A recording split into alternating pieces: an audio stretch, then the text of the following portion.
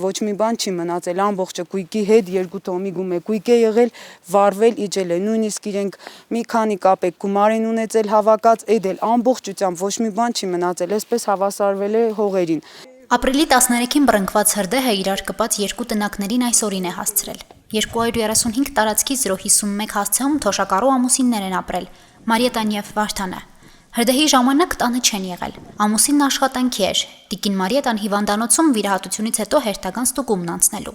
Տուն վերադառնալիս հեռվից տեսել է, որ իրենց բակում փրկարներ ու մարդիկ են հավաքված։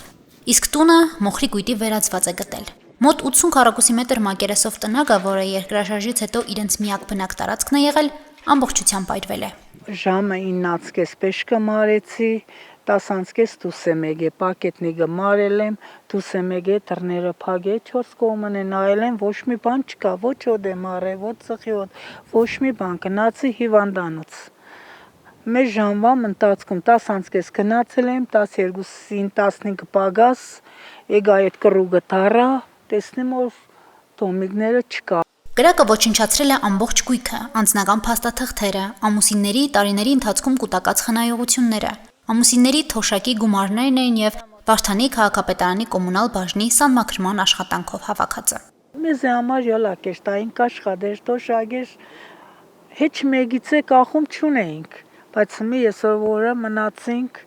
աղջկա տունը հարի եփ։ Տնակն այս տարածքում է տեղադրվել 2013-ից, մինչև այդ հարակից փողոցում էր, փողոցաշինական աշխատանքների պատճառով են տեղափոխել։ Հրդեհի պատճառը ընթացող քննությունը կպարզի, բայց մինչև պատճառները հստակեցնելը կամ առանց դրա էլ թոշակառու ամուսինների համար դժվար լուծելին հետագա բնակության հարցն է։ Հայտնվել են անելանելի վիճակում։ Ապրիլի 13-ից հետո ապրում են աղջկա տանը, բազմանդամ ընտանիքի հետ։ Բազմազավակ ընտանիք եմ, ունեմ 3 հատանչապահ երեխաներ, 4-ին է սպասում եմ, հիմա իրենք մեր տանն են բնակվում։ Ժամվա մեջ չգիտեմ, մոխիրացավ բրձավ կետնին հավասարվավ ամեն, ոչ մի բան էլ չունենք, ոչ մի բան չանեցինք, մենք մեր հակի շորերով, ամուսինս է գործի շորերով, մի չգիտեմ,